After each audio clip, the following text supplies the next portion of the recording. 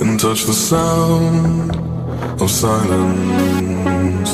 And in the naked light I saw 10,000 people maybe,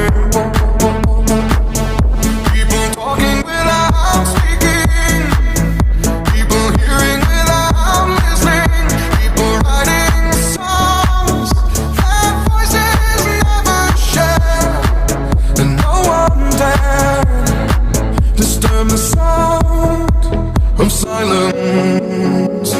Fools said, you do not know. Silence like a cancer grows. Hear my words and I might teach you.